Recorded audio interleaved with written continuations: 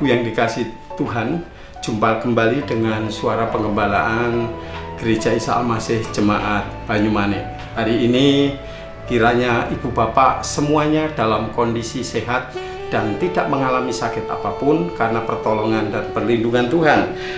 Dan sekarang kita akan belajar dari sebuah perikop khusus dan belajar dari orang yang luar biasa. Dan ujiannya juga luar biasa. Coba saudara, kalau saudara belajar seseorang yang luar biasa dan tantangannya luar biasa, pasti hasilnya luar biasa.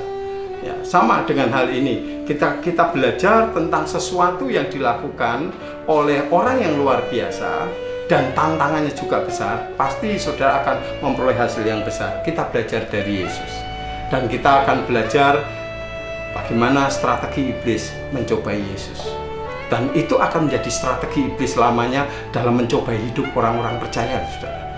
Kalau itu terjadi buat hidup saudara, biarlah kita belajar untuk seperti Yesus mengalahkan cobaan iblis. Mari kita akan buka Alkitab kita dari kitab Matius pasal yang keempat, ayat pertama sampai yang keempat. Matius pasal 4 ayat pertama sampai yang keempat berkata demikian, maka Yesus dibawa oleh Roh ke padang gurun untuk dicobai iblis. Dan setelah berpuasa 40 hari dan 40 malam, akhirnya laparlah Yesus. Lalu datanglah si pencoba itu dan berkata kepadanya, jika engkau anak Allah, perintahkanlah supaya batu-batu ini menjadi roti. Tetapi Yesus menjawab, ada tertulis, manusia hidup bukan dari roti saja, tetapi dari setiap firman yang keluar dari mulut Allah. Bapak dan Ibu yang dikasihi Tuhan, pencobaan yang Yesus alami dengan pencobaan yang Adam dan Hawa alami, itu dilakukan oleh oknum yang sama, iblis. Tetapi kualitasnya berbeda. Mengapa saya menyebut kualitas berbeda? Karena persoalannya adalah ada perbedaan soal satu tempatnya. Adam dan Hawa dicobai di Taman Eden, taman yang nikmat, penuh dengan buah dan bunga mungkin yang bertaburan di sana sini.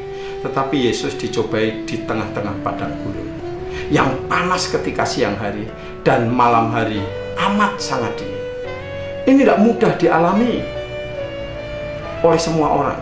Kesulitan besar. Itu bedanya Adam dan Hawa bersama dengan Yesus. Itu sangat berbeda percobaannya. Dan saudara, kondisinya pun berbeda. Adam dan Hawa di tengah padang, di tengah-tengah Taman Eden, itu fisiknya tidak mengalami kelelahan mungkin karena suasananya nikmat. Tetapi bagaimana dengan Yesus? Siang hari panas terik sementara dia berpuasa, malam hari sangat dingin ketika dia berpuasa. Bukankah itu membuat fisik Yesus menjadi kelelahan? Tetapi Yesus mengalaminya dan menghadapi iblis itu dengan kemenangan. Tapi di tempat yang enak malah justru kekalahan. Jadi saya kalau melihat seperti ini, maka renungan yang kita pikirkan jangan-jangan kita dicobai justru pada kondisi kita tidak enak kita bisa menang, tapi pada kondisi kita yang nyaman, enak, gampang, terkenal misalnya, penuh berkat, justru pencobaan itu datang dan memudahkan kita untuk jatuh, mengikuti kehendak iblis. Itu hati-hati. Ya. Tapi Yesus sama, saudara. Yesus pula dicobai justru bukan pada saat hanya sedang berpuasa, tapi pada awal saat dia dinobatkan oleh Sang Bapa. Setelah dia dibaptis oleh Yohanes Pembaptis, lalu kemudian ada suara di awan-awan itu berkata, inilah anakku yang kukasihi, kepadanya aku berkenan. Artinya kemesiasan Yesus sedang dimulai pada zaman itu, pada saat itu. Dan saat Yesus selesai dinobatkan sebagai Mesias, justru iblis membawa Yesus ke padang gurun. Nats ini berkata, maka Yesus dibawa oleh Roh ke padang gurun untuk dicobai iblis. Dan jadi saudara, dalam kondisi apapun, di tengah-tengah saudara nikmat atau kesulitan, kekuatan atau kelemahan, iblis pun bisa datang untuk mencobai. Tapi jangan takut. Strateginya hampir semuanya sama. Mari kita lihat strategi iblis. Apa strategi iblis? Strategi iblis itu adalah pada ayat yang ke berapa ini? 3 bagian B. Jika engkau anak Allah.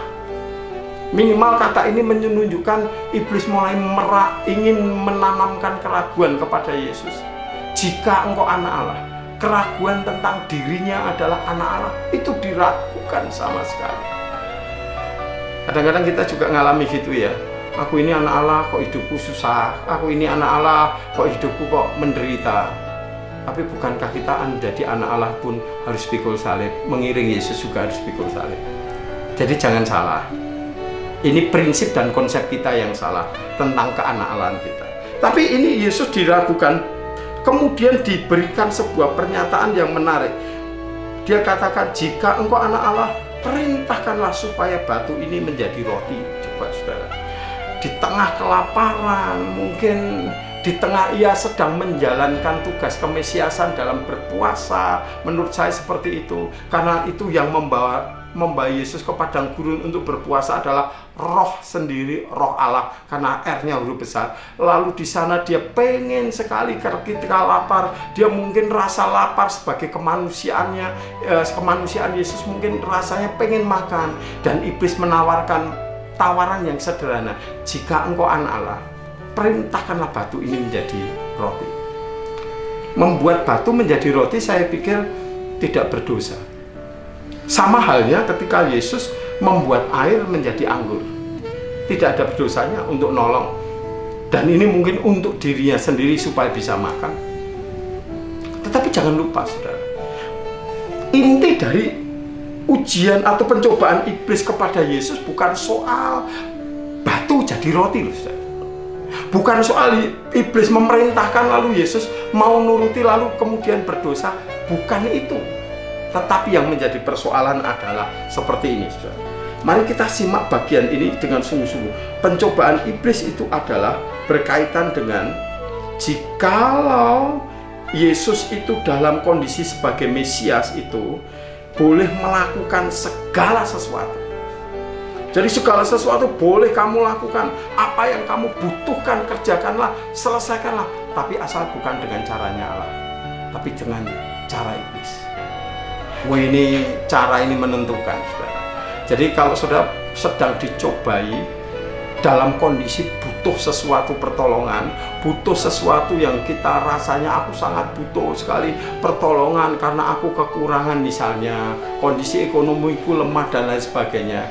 Coba saudara, yang terpenting sekarang adalah yang kita pikirkan, apakah cara menyelesaikan persoalan tadi cara Tuhan atau cara diri sendiri, dan caranya iblis lebih-lebih lagi sangat berdosa. Itu yang menjadi penentu. Kalau kita diuji dalam kondisi sekarang ini pandemi yang sangat banyak eksesnya, baik kesehatan, baik ekonomi, politik, macam sebagainya. Lalu saudara, cara apa yang saudara mau pakai? Caranya iblis supaya segera selesai? Bukankah kalau diubah batu menjadi roti, Yesus yang lapar saat itu segera selesai? Jangan-jangan itu yang kita kadang-kadang lakukan dalam hidup kita. Yuk kita bersama-sama hari ini sadar, bukan itu. Bukan menurut caraku yang cara iblis yang terjadi, tetapi adalah cara Allah yang harus kita utamakan. Maka jawab Yesus itu dengan tepat sekali. Dia berkata ayat 4, tetapi Yesus menjawab, ada tertulis, manusia hidup bukan dari roti saja, tetapi dari setiap firman yang keluar dari mulut Allah. Itu artinya gini, Yesus sedang ngomong gini, aku hidup ini bukan hanya menuruti caramu saja. Batu menjadi roti maksudnya, bukan dari roti saja, tetapi justru dari setiap firman yang keluar dari mulut Allah. Jadi renungan kita hari ini, kalau iblis sedang menawarkan cara-cara yang mudah dan gampang, mungkin di masa-masa sudah sulit, perlu kita bertobat dan kembali menyadari, yang penting bukanlah soal sukses, tapi apakah kita taat kepada caranya Allah. Kiranya saudara mendapatkan berkat dari Tuhan. Amin.